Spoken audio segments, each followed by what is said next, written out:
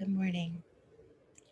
It is Wednesday, January 20th, 2021, Inauguration Day, and our last of these Wednesday morning talks for the Belonging to Life course. And in this talk, I'm going to be closing up some of the themes that we have been working with, hopefully even further deepening your understanding of some of the tools that I've given you.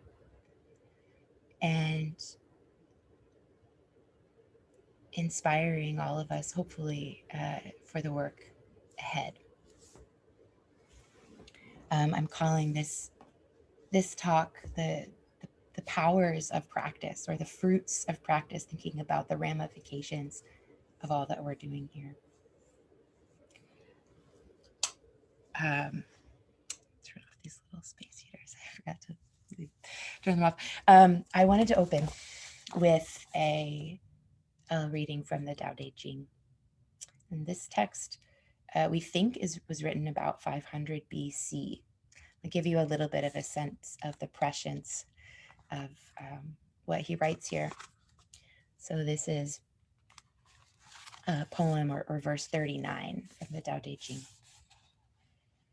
In harmony with the Tao, the sky is clear and spacious. The earth is solid and full. All creatures flourish together, content with the way they are, endlessly repeating themselves, endlessly renewed. When man interferes with the Tao, the sky becomes filthy, the earth becomes depleted, the equilibrium crumbles, creatures become extinct.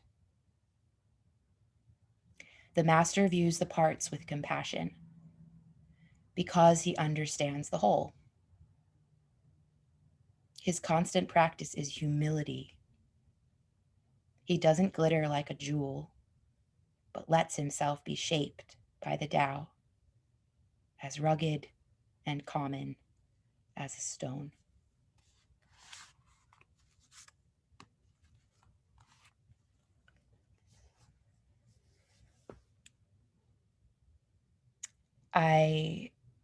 When I go back to my sources and I look to the wisdom there, I see very much that the things that Patanjali and Lao Tzu were anticipating millennia ago have all actually become more and more true, right? They're warning us about the aspects of our nature which keep us selfish, separate, that keep us believing we don't belong to something bigger that's sacred, and keep us running after selfish goals. And what the Tao Te Ching talks about, and what my other teachers talk about, is what are the ramifications of that for the self and for the collective.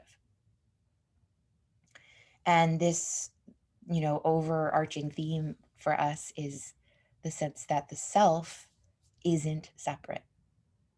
The world is you. And so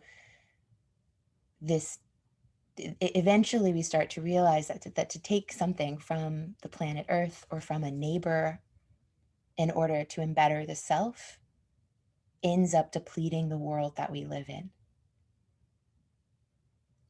We just did this, a traditional metta meditation where we extend care and kindness to other people in our world, and then in the end to ourselves. And I think that this can be a very confusing feeling thing, the fact that the self and the world has so many components and they're all interconnected. There is a somebody that's you there with your name and your job and your age. There's a truth to that. But through these practices, the idea is by honoring the sacred every single day, the sun rises every day, to honor that every day, as you guys have been doing for the last couple of weeks. It helps us remember that self. To honor it, we have to be able to plug it back into the whole. I used to, when I did this course, ask for people to set an intention at the beginning of the course. And instead, at this point, the last few times I've done it, I actually asked for people to do that at the end. And it's because I want our intentions, right, to come from that place of awareness that we've been establishing all that time, and from that sense of care that we've been plugging into. I've done this enough that I have a sense for everyone's sort of goals when they get here is some kind of journey of transformation, right? I want to go from being less healthy to more healthy. I want to go from having less wisdom and insight and clarity to more insight, wisdom, clarity. I want to feel less disempowered and more empowered. And the challenge is to articulate our goals and believe in them and like go for them with our full body, heart, mind, soul, right? To have that integrity and go for what we believe in. But to do it in such a way that we're not super self-absorbed. Do it in such a way that says, I am going to embed this self because this self is part of this whole. All of the traps, all of the kleshas, right, that I introduced last week, all of the obstacles to our meditations, our meditation practice and our lives, all this stuff that comes up, if you really inquire and take it down to the root, it will come back to any kind of suffering will come back to a self-centeredness, to selfishness. And that doesn't mean, and this is where a lot of people get stuck, it doesn't mean that you shouldn't love yourself. It doesn't mean that you shouldn't take care of yourself. You have to. There's certain self-care that nobody else could do for you. But to see that what it is that you're taking care of isn't yours, it's life's. You are here because you are already extraordinary, amazing, beloved, right? You are the universe itself, expressing in human form. Alan Watts has a saying kind of like that, right? To take care of yourself means to take care of the world.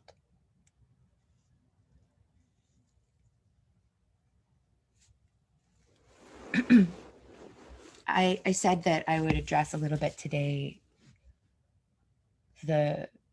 what it means to be a spiritual practitioner in these modern times. And, as I bring in these quotes from 2,000 years ago, we realize that the human condition hasn't changed that much in that period of time. Humans have been around a lot longer than a couple thousand years. So, but it looks like Lao Tzu and Patanjali lived in worlds where people were struggling with the same stuff. And where the sources and the gurus and the guides were like not turning away from what it is in the human condition that causes suffering. They were looking straight at it. Yeah, keep doing that. Keep depleting the earth. Keep poisoning your sky. Keep going to war. This is what is going to happen. They didn't turn away from the suffering or the challenges. They took them instead to the roots and realized it all starts inside. Anytime that I assume a problem in life comes from somebody over there, what's that? That's me envisioning separateness and protecting myself and my identity and my self-story behind a wall. And so this is this is a technique essentially that I use whenever I do find myself really angry at something going on in the world, to turn and say, okay, Erin, you're seeing something that's true. Your care is coming up as anger, saying, I don't like this. This is going to deplete our world. This is going to take us further from truth and connection. But instead of then going on attack against something outside, to turn inside and look for the causes of that within, to keep showing up and doing my own work. I said we're all here for transformation, and transformation takes time. Transformation is a process. What you're transforming into is already here. Our first metaphor of the seed, the same way that the oak tree, the mighty oak, is already in there. And so what you're transforming from isn't bad. And what you're transforming to, in some ways, isn't even an improvement. It's not something extra. You are just, through showing up to your practices every single day, becoming more of what you are. If you came here for health, health is inner harmony, right? One that mirrors the outer harmony of nature. It already exists within you. It's the natural state. If you're looking for wisdom, what is wisdom? We looked last week at avidya. The opposite of wisdom is like holding up in front of us false stories. Wisdom is just taking that away, right? Seeing, being with what is. It's letting the unconscious knowledge and awareness become conscious. What is empowerment? Empowerment is activating or manifesting skills that are already latent. All this is to say, as you're on this journey of becoming and transforming,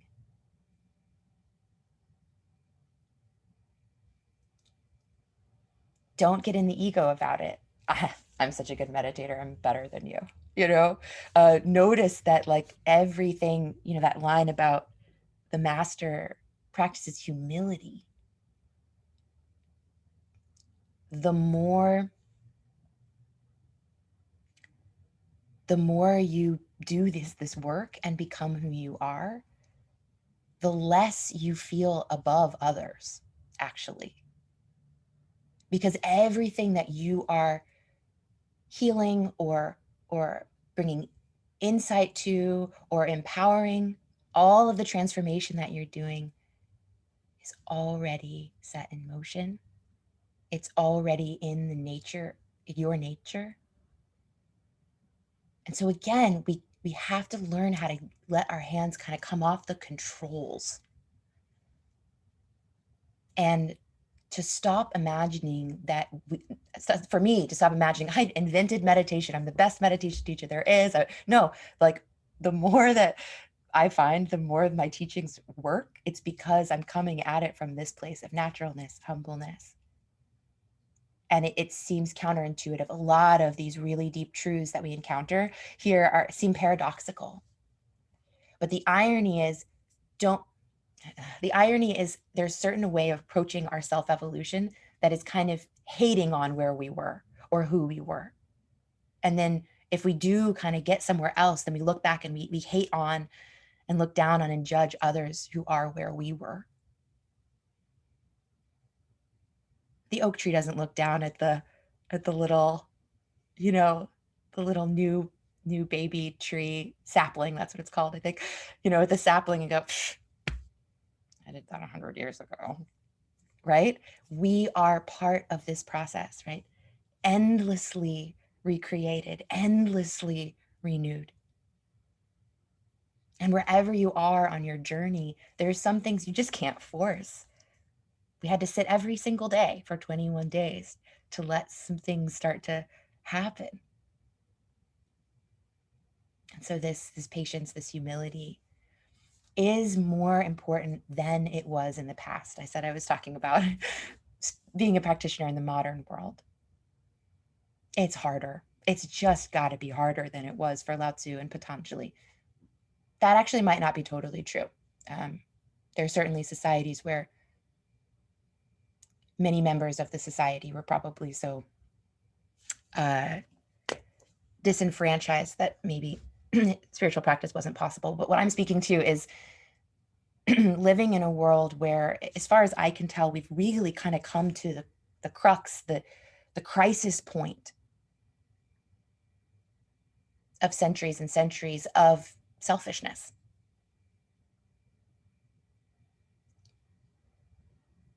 And the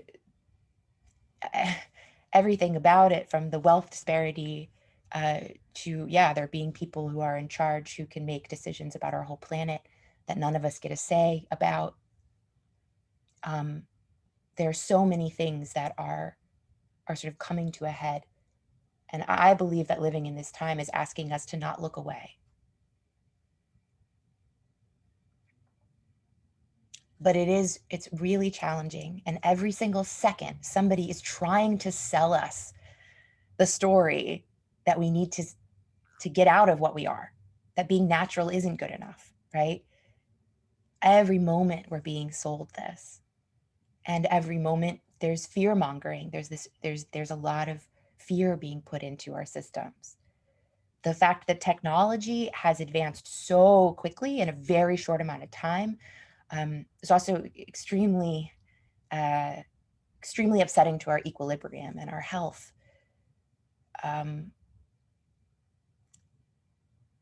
And so I believe that we need to be, this just needs to send us back to our practices, to double down on them. The other aspect, of course, is these days it's a global information age, so we have access to all kinds of traditions and teachers and techniques. How do I know what's for me? And I think that again actually just brings us back to the foundation of the practice and to the ability to turn inward and listen. What resonates with you? And then patiently put that into your practice and see how that works. I am going to turn in just a moment to these ABCs and to how to customize that template so that it becomes something that really works for you personally.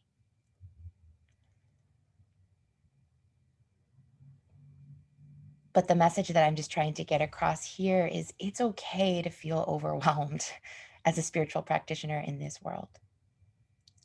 And it's okay to explore different traditions, even if you're not from that part of the world, let's say, right? Because that's a whole other thing, like culturally appropriating different traditions. We don't want to do that, but we can absolutely, as long as we're doing it with great respect, we can absolutely enter into different traditions and spaces.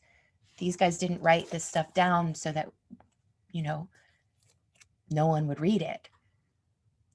And to remember that all of us, every single person here, there's so much war, there's so much division, there's so much us versus them, but every single person here is indigenous to the planet. Every single person here is a child of the earth and the sky. Every single person here is deserving and worthy of the teachings and the sources and the healing tools that our ancestors gave us.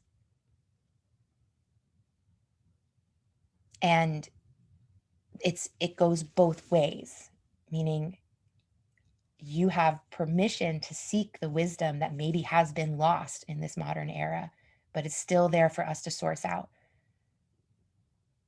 Mother Earth wants you to have that too. Our human ancestors want you to have that too. But here's the other side to it. You are responsible for healing yourself, for doing the work, for showing up for the world. Belonging to life is both the gift we receive. Oh, I'm held.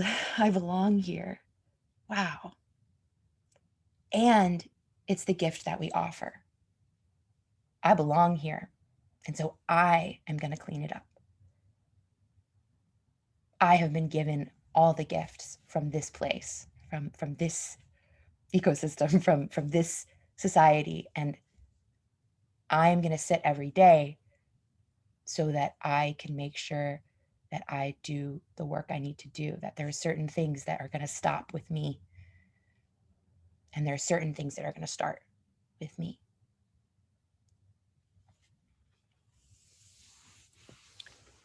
Last week, we really focused on step D, direct your attention.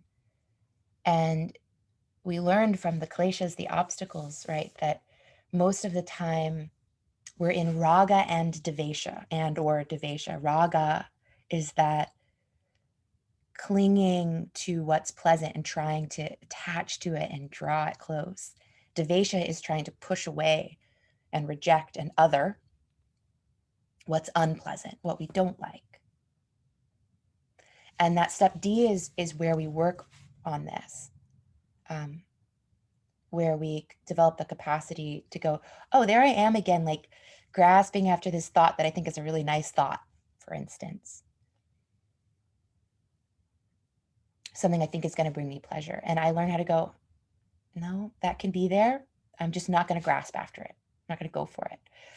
And then devesha, practicing step D, when devesha comes up, when something painful comes up, rather than trying to shoving it away, we let it arise. We let it arise in our awareness. It's trying to. We let it happen, and we accept, right? Without clinging to it, but without pushing it away. And then we return the nexus of our attention to what we've chosen, right? And do you see how raga, right? This addiction, right? Needing. We need more oil from the earth. We need more of this, right? And devesha, war. And now I need guards to protect the oil that I got here. And I need to push away other things. All of this originating here, and all of it dealt with through our own practice.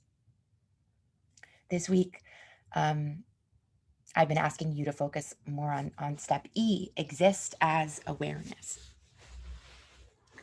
And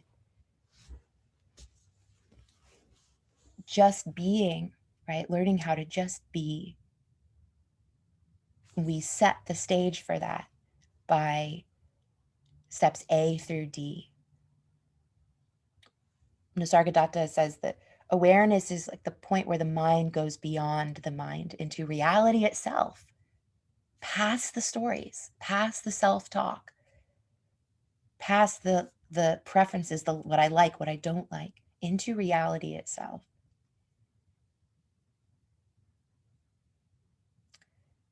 And in your actual practice, when you transition from step D to E, when I transition, it feels like a softening, right? It feels like, okay. And I'll let my mind, instead of being on the mantra, soham, or that prayer we were just doing today, that blessing, or the vision that I've been trying to hold in my mind, I let that fade, and I allow my attention to hang out in the space around the thoughts. There's a space between the syllables of the mantra, right? Is it possible for your mind to hang out in that no space? One of the ways my teacher describes it is going from, like if you were at a play and you were watching actors on the stage. Oh, look at the movement, look at the costumes, look at the set.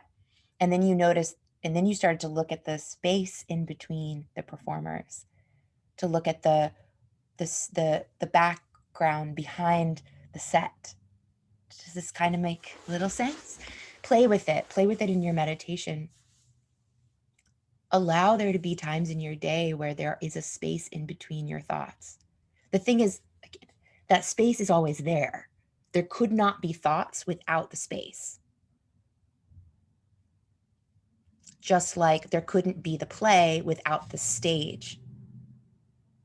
Though it's not what we pay attention to, it is the prerequisite, and it is the common denominator, and it is always there. You wouldn't be able to understand a word I'm saying if I didn't put pauses in between. Allow yourself to fall into the pauses. Allow yourself to experience the space underneath, above, around, the stuff. I'm going to go ahead and read a little bit from Nisargadatta for you. And then I'll go ahead and introduce this, this inquiry practice that I'm going to have you guys do.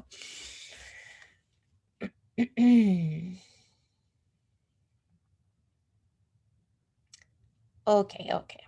Here we go. All right, students asking him about suffering. Lo and behold, all the questions are about suffering. He says, it is so because you believe yourself to be somebody or something. Stop, look, investigate, ask the right questions, come to the right conclusions, and have the courage to act on them. See what happens. The first steps may bring the roof down on your head, but soon the commotion will clear and there will be peace and joy. You know so many things about yourself, but the knower you don't know. Find out who you are, the knower of the known. Look within diligently. Remember that the perceived cannot be the perceiver. Whatever you see, hear, or think, remember, you're not that. You're not what happens, but she to whom it happens. Delve deeply into the sense I am, and you will surely discover that the perceiving center is universal as the light that illuminates the world. All that happens in the universe happens to you, the silent witness. On the other hand, whatever is done by you, the universal and inexhaustible energy.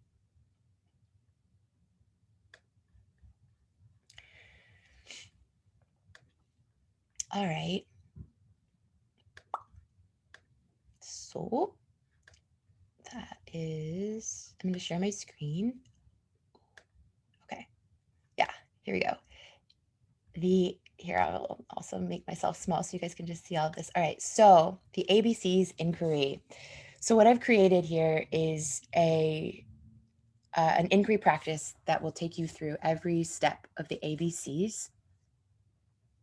And I'm asking you to articulate for yourself what it means, to investigate what the obstacle is that comes up at this step. Who or what do you want to call in to help you with this step, with the obstacle, right? An ally could be thinking about my teacher. It could be an energy, right? That I call in. Trust is one that helps me arrive, for instance. Then the touchstone is something tangible and a thing, right? A thing that allows you to access the ally. So play with it. I'm going to go ahead and go all the way to the bottom. And I see I've got some questions in the chat, which I can't look at when I'm sharing, but I'll look at them in a sec. At the very bottom, I have some kind of further prompts that you can work with, and some further advice for people who are wanting to go deeper or get more guidance. You can also just reach out to me. But what I would love for you to do is to go through this practice sometime before the weekend, or before Sunday, certainly. And hopefully what you'll end up with is like a customized ABC template. Hopefully you'll have a few little realizations along the way. And then when we hang out on Sunday, I'm going to ask everyone to just share a piece of wisdom. It's just a simple piece of wisdom that you want to offer to the group in love. And And I'm also going to invite people to share with us your commitment going forward. How are you going to carry the practice forward? And that's this go forth piece, right? Once we get up from our meditation practice, but also what are the next steps for ourselves as meditators? And so I'm going to ask you to share on Sunday. You guys are going to bring the wisdom on Sunday more than me.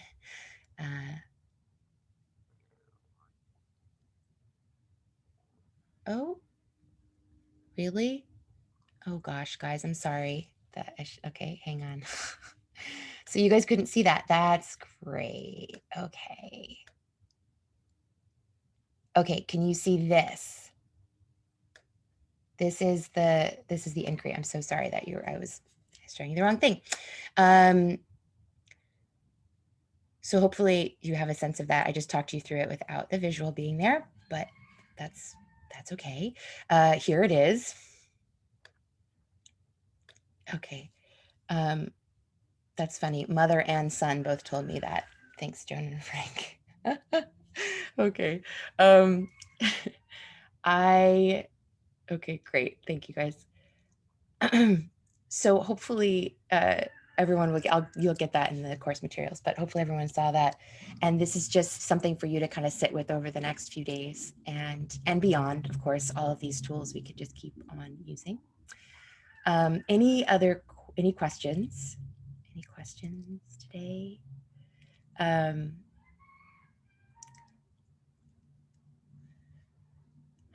To close, I think I want to come back around to this idea of humbleness. This has been a really humbling few years for me in my personal life. Those of you who've been hanging out with me for that journey know that. And, you know, Nisargadatta says the first steps may bring the roof down over your head, right? That when we're in a transformation process and we're like, I was really committed to these practices and showing up every day. And they ended up initiating a journey, which did in many ways bring the roof down over my head. And I had to come to see a lot of the selfishness that was still in me, a lot of the egotism, right? Egoism, the strength of that ego inside me. And I personally, and not everyone needs to go on a journey like this, but for me, the kind of scrubbing clean of that stuff wasn't pleasant. And I had to realize that what I did want to do was just like Lao Tzu talks about, I wanted to glitter like a jewel. In some ways, I was meditating in order to become better than other people. And I wasn't aware of that, and that's okay. But as I came into deeper and deeper awareness, I couldn't look away. I had to go ahead and see that and let it go. And the glittery jewel is always for others to look at and applaud and validate. But the stone that is just letting itself be formed by the Tao, by life, by the universe, gets to participate in all of that completely. I used to have to work so hard to sort of protect myself inside from certain things I didn't want to see, and to protect others from having a vision of me that wasn't that glittery jewel.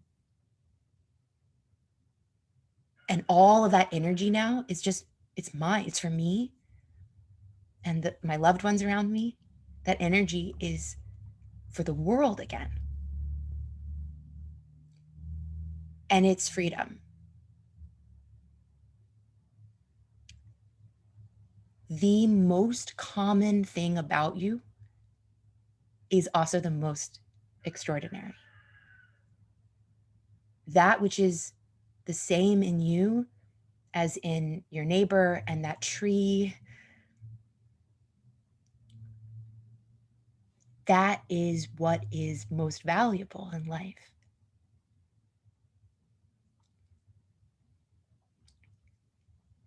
In the third book of the Yoga Sutras, I promise I'm almost done. In the third book of the Yoga Sutras, we learn what happens when we keep doing our practice. We learn about something that's called Samadhi, that meditative state. And what he says, what happens. So he says, he takes us through our steps. Our ABCs also come from there. He says, concentrate. First, concentrate. Learn how to concentrate your mind on one object. I didn't make this up.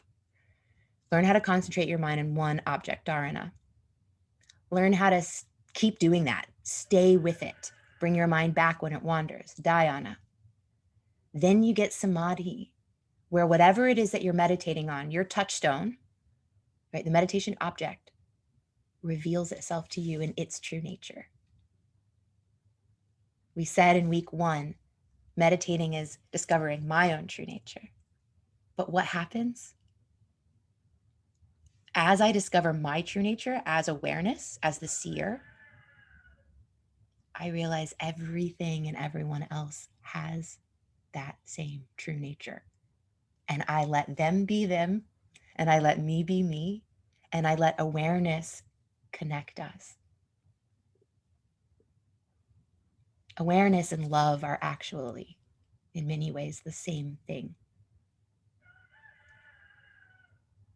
It's that meeting in care and freedom, and allowing the self to be the self and the world to be the world, and suddenly seeing, oh my gosh, it's actually one thing. Your awareness is meeting my awareness right now. And that's love with no separateness. I don't see any questions. I am so grateful to have spent this time with you today and for the last couple of weeks. I'm really looking forward to the closing circle on Sunday. It's always my favorite part because especially when we're online, but even when we go on retreats, right? When we're silent, and then at the end you get to let people reveal themselves to you, and I'm just so looking forward to that. If you can't come Sunday. Oh, good. Thanks, Judy. Thanks, Pamela. If you can't come Sunday, send me a little, just something. Send me like some wisdom that you want to share with the group or a commitment, and I'll read it out loud on Sunday during our closing circle, and I'll record that as well. Silent meditations the next couple of days. We've worked our way up to 20 minutes pretty much. So they're going to be 19 or 20 minutes long in the next couple of days. Saturday, guided meditation and Q&A. Sunday, closing circle. Okay. Love you all very much. Have a wonderful day. So I hope the inauguration goes well. And I'll be talking to you very soon.